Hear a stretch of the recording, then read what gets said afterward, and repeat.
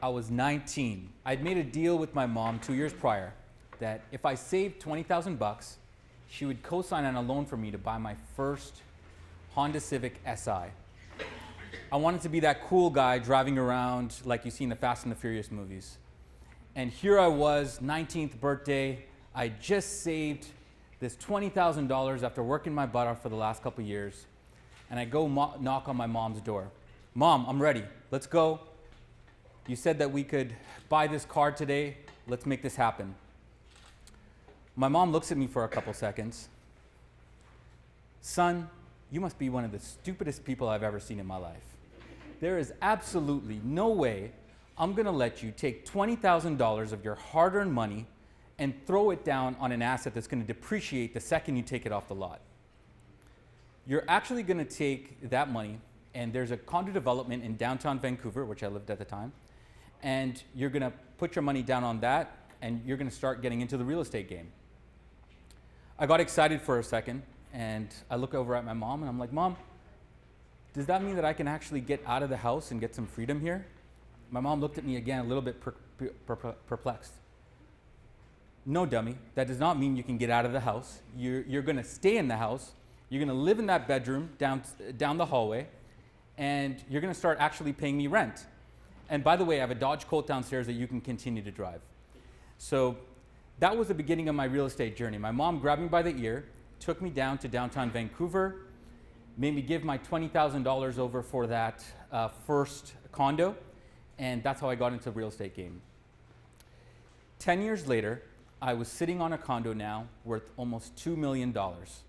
What I was not sitting on was a rust bucket Honda Civic Si. The reason I mentioned this story to you is to give you some insight in terms of my journey that real estate investing, especially when you get started, is so much more about resourcefulness than it is resources. Between the age of 17 and 19, if I was able to put together $20,000, and albeit I had a very great mom that was able to guide me in the right direction, but if I was able to put that $20,000 together and buy my first place, there's no reason why anyone in this room can't do the same thing or expand your current portfolios. Over and above that, opportunities right now are really boundless. You can start a GoFundMe, connect with family and friends to help you raise money for your first investments. Heck, take money on a credit card. It's all about resourcefulness, not always about the resources that are at your disposal.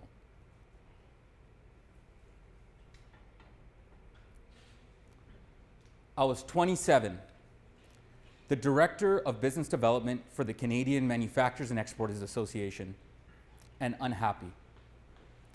I'd spent the last 8 years growing my real estate portfolio. I'd finally learned that real estate was something that there was a lot of value in and I could grow my wealth through.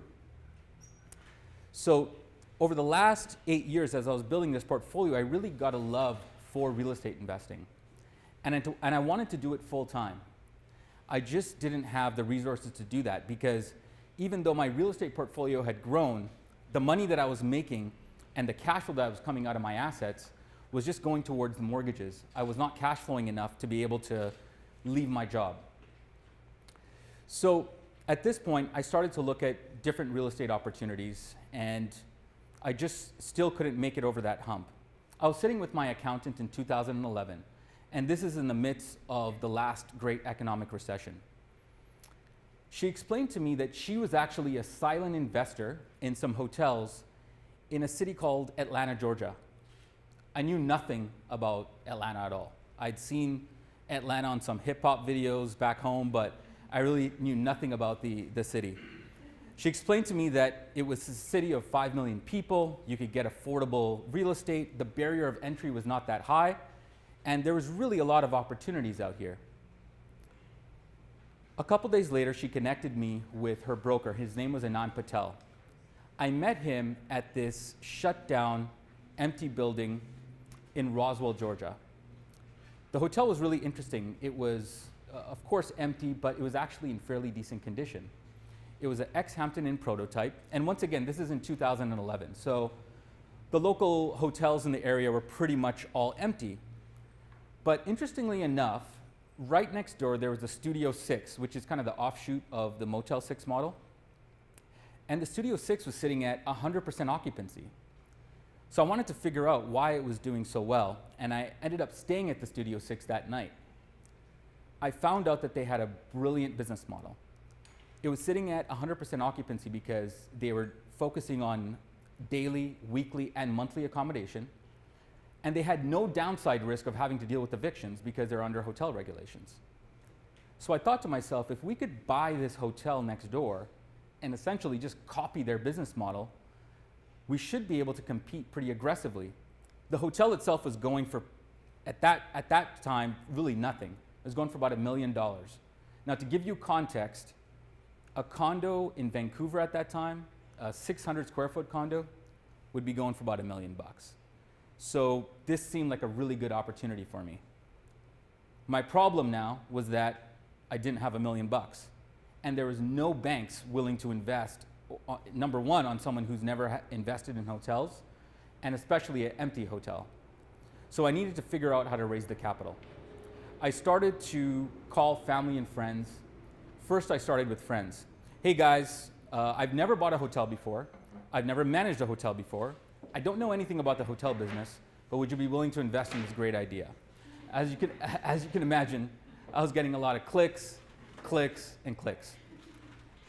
I started to then look at other people that were in my network from a professional standpoint, and still I was just hitting a lot of roadblocks. So of course I had to go to my go-to, my mom. I call my mom. Mom, I had this great business idea. I'd love for you to invest in it. Do you got $1 million that you could lend me?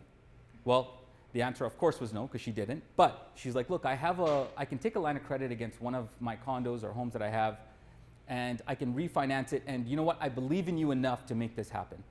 So she gave me $250,000 towards the project. So now I had $250,000, $750 to go to acquire this property. Now remember, I had 5 days to acquire this property because there was multiple bidders on this project. There was a lot of cash buyers who were interested in it, and pretty much all the offers had to be within this next 5 days. So I was down to my $250. I took a line of credit against one of the homes that I owned back in Vancouver. That was another $250, and now I was at $500,000. So a couple days needed to go, and I needed to raise another $500,000. I called some uncles that I have in London, England, that I hadn't talked to in a while, but I knew that they were in the hotel business, and I wanted to see if this is something that they wanted to pitch in for. I gave them the business model, and for them, they could really see the value in it because in London, as you guys might know already, real estate prices are through the roof. For $1 million, you can't even renovate a kitchen. And so, you know, they saw the opportunity and they saw the downside risk not being that high because, of course, we didn't have to deal with the eviction component and everything else. So they invested the remaining $500,000. I now was able to purchase the asset, and within the next 2 weeks, I had left my job, I had left Vancouver, I was now living in a hotel and getting the hotel up and running. I created an all-star team, 2 housekeepers, a maintenance guy, and a janitor, and I ran the front desk pretty much 24 hours. I also learned how to do laundry, how to clean rooms, and do whatever I needed to do to get the business up and running. The good news is, after about 90 days, we were able to get the property to almost 90% occupancy. There was obviously a huge demand for this product. People needed affordable housing in Atlanta, and especially during this time, during the recession, when there was a lot of people in transition. So we were sitting at 90% occupancy, business was going fairly well. Our margins looked really good because I didn't have barely any employees and I was working in the hotel, so I was able to cut on a lot of labor costs. And so my uncle calls me 90 days into it, and my uncle and my mom at this point are fairly happy because their returns are looking pretty good. And he says, look, Ali, what's the next step? What are you doing, what are you doing next? How are you going to scale? What are your thoughts on your vision for the company? I paused for a second. I'm like, what the heck are you talking about? I'm looking to get out of the hotel. I don't want to live here anymore. I want to get a house. I want to get a house with a pool, drive a beautiful car. I'm tired of living here. I can still operate the business, but I don't want to stay at the hotel anymore. He paused for a couple seconds and he's like, Ali, you're just not ambitious enough. You need to look at utilizing the prime of your life and growing your business. This is the opportunity for you to take things to the next level. And you're worried about the house that you're going to live in and the car you're going to drive. You got your priorities mixed up. You need to use this time to grow your organization. He was right. And that's basically what I did. We found our second hotel in Marietta a couple months later. We picked it up for $2 million. And that was a much easier acquisition because now I had proved myself to my investors. Once you prove yourself to investors, you can always hopefully go back to that well to, of course, grow your organization. So we bought that second hotel, and that's kind of when the snowball started. So 10 years later, we have 12 locations, 2,000 units across the United States, and we just crossed the threshold of $10 million in sales. So it's been a nice ramp up, but really what I want to convey out of that story is that innovation comes in many forms. It's not always coming up with a new idea. Really, all I did in that first hotel was copy what someone else next door was doing, but because we were able to acquire the property at such a low purchase price, we were able to make it work so much better. Studio 6 was charging $400, we charged $200 a week, and within 60 days took almost half of their customers. And from there, we went up to 80, 90% occupancy. Additionally, once again, keep your investors happy. If you can get investors to invest in the projects that you're looking at, you can always look at the opportunities to get them involved again. And over the last 10 years, as we've grown the business, we've stayed a very low debt company. We've been able to do that because we've been able to go back to that well of investors, utilize their equity versus taking on debt. And of course, that's made us a lot more competitive. So once again, go back to your investors and utilize that form of financing whenever you can, because it, of course, keeps your risk much lower. Barbara Collins, a 50-year-old mother of a 12-year-old daughter and a wife to a husband who is slowly dying of cancer. Barbara had been evicted from her home about a year prior to the story because she just couldn't make rent. Medical bills were piling up, legal bills were piling up, and she was having challenges with her daughter. She had found herself at Economy Hotel Roswell, and she was really just trying to make her way through. A year into living there, one day she came to the front desk, and of course I was working the front desk, and I had a conversation with her, and she said, look, Ali, I can't make rent for today. I think the rent for the day was like $40, and she couldn't make it, and she's like, I only got $10 towards it. So we worked out something, and I said, just come back for the rest tomorrow and go from there. Now, one of the beautiful things about working in the hotel, even though there was a lot of challenges, was the fact that I got to learn my customer base. I got to really understand their stories and empathize with them in terms of why they were living in the hotel and what we could do to hopefully make their lives better. But coming out of that, we started looking at different opportunities to help her, and really nothing was aligned at the time.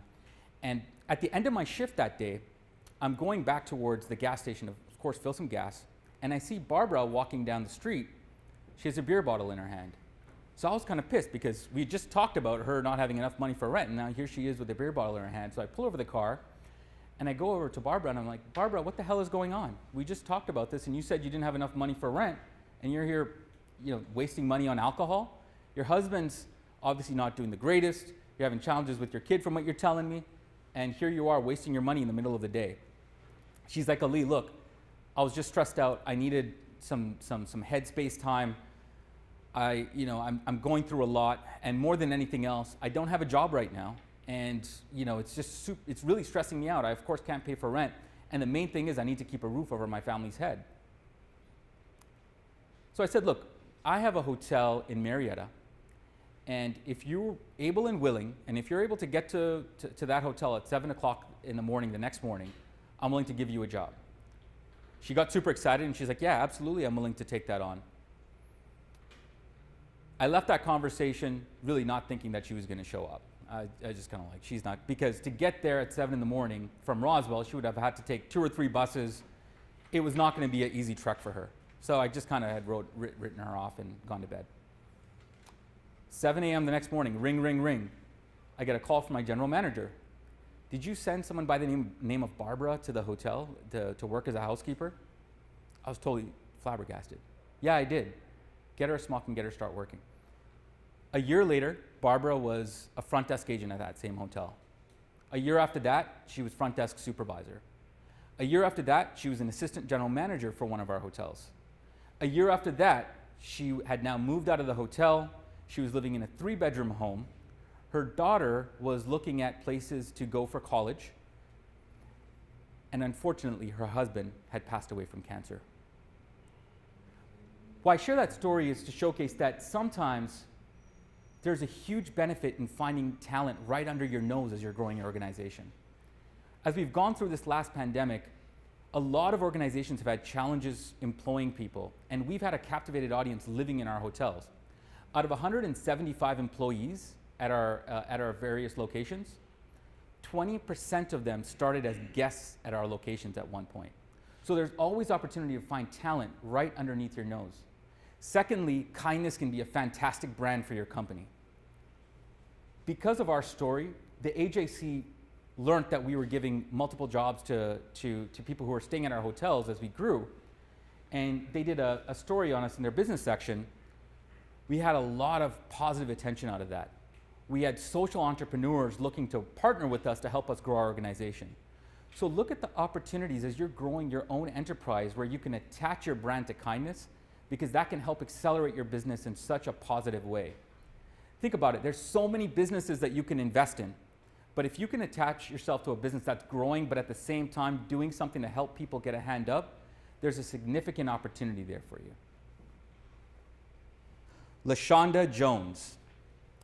She had been a general manager for Economy Hotel Atlanta now for the last year. She was tired and frustrated. This property was a tougher property than most of our other properties. And our properties are pretty tough many times because a lot of our guests have socioeconomic issues and it can be challenging. She was really tired and she was dealing with a lot of things day in and day out. And she sat down with me one day and said, look, I'm looking to expand my business. I want to do other things with my life. And I started a side hustle. I'm cleaning homes. She came to me for advice and was like, look, how can I grow my own business? It reminded me a lot about my beginning of the journey in terms of when I was looking to do the same thing. So I told her, look, right now we're actually just growing a portfolio of vacation rentals. And if you'd like, I would love for you to take on that project and run with it. I'll hire you on as your own business and you can do the check-ins and check-outs and everything else. She decided to take that on. 4 years later, we've 10x'd the vacation rental portfolio. But more importantly, LaShonda just crossed $300,000 in sales for her business. She's employed her daughters, her husband, and other family members, and she's taken on another 7 or 8 clientele, all in the vacation rental business. She's been able to grow her business significantly. And the reason I share this story with you is to showcase that sometimes a hand up is so much better than a hand out, and it will help you as well grow your enterprise. Because we were able to give LaShonda a hand up in that scenario, we were able to, of course, 10x our vacation rental division. And at the same time, we've been able to help her create some generational wealth and grow her business as well. Minot, North Dakota. A town of 50,000 people in a state that is cold 8 months out of the year. I don't know if any of you guys have seen the movie Fargo, but this is not the vacation spot of the United States. It's definitely cold and sparse. In 2018, I'd pretty much priced myself out of the real estate market. Properties that I'd purchased in 2011 when I first got into the game for $1 million were now selling for $8 million, $9 million. I couldn't see myself spending that much money here locally for assets that were built in 1980 and exterior corridor. So I started to look for deals across the country. I found this $450,000 property that had 100 units in Minot, North Dakota. I couldn't believe that it was going for such a good price. It made no sense. That's $4,500 a unit. I called the broker and asked him what the heck was going on because the rooms looked fantastic. Like the beds were made up. It was almost impossible that a hotel like this would be going for such a good price, even in North Dakota. He said, look, in 2012, there's an oil boom in the city, and we had workers come in from all across the country, and hotels were full. They were doing $300 or $400 a night. Occupancy was at 100%, and hotel owners were making a lot of money. By 2014, once the market had slowed down, really there was just a lot of hotel owners that were sitting on assets that were not basically something they could monetize.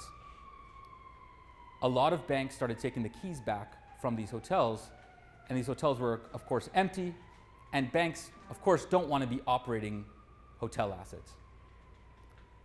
So I flew out to North Dakota to find a little bit more about this because I was really interested at this point. What I found really quickly was that the broker was absolutely right.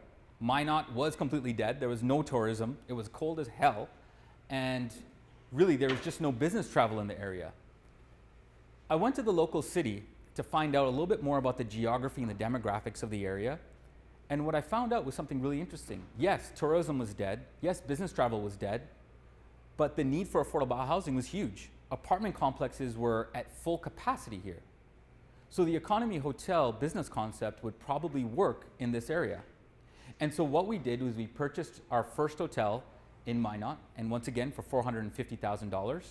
We sent a flyer out to all the local apartment complexes when we acquired the asset, and we advertised the room for $500 a night, or sorry, $500 a month, everything included, heat, light, gas, electric, cable. And within 60 days, we were sitting at 100% occupancy. We were doing $50,000 in revenue a month on a property that we picked up for $450,000. Now let's put that into context. Can we even buy a condo in Buckhead for $450,000? So the reason I share this story with you is that sometimes as real estate investors, or just investors in general, we create our own mental blocks. You know, if I had thought to myself, hey, I only want to invest in Southeast Atlanta. I only want to invest in assets that I can touch every day. I only want to invest in a certain type of asset class. I would have lost out on that great opportunity. Because I was able to go out there and make this work, that gave me the confidence to start looking at assets across the country. Now when I look at hotels in Oklahoma and different parts of the country, I see how it potentially could work. A lot of real estate gurus I know have told you, it's all about location, location, location. Of course, location is very important. You need population density for the value of your real estate to go up over time. But there's sometimes the ability to repurpose a property, even in a small town, and you can cash flow that asset much more significantly. The barrier of entry is going to be less, and so you can acquire the property faster, and probably you're not going to need too much bank financing, and then you can cash flow it once again at a much higher rate. So don't hold yourself back as you're growing your real estate portfolio with mental blocks. There's sometimes opportunities where there's no opportunities.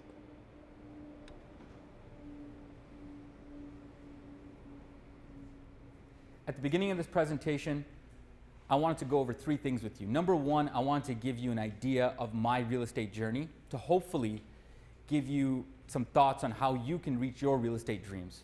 Number two, I wanted to give you some insight in the affordable housing segment and the different opportunities available within that segment. And lastly, I wanted to let you know that sometimes the best strategy is actually having no strategy, like we did in Minot, North Dakota. I want to leave you with a quote, which is, if you really want to do something, you'll find a way. If you don't, you'll find an excuse, by Jim Rohn. Thank you.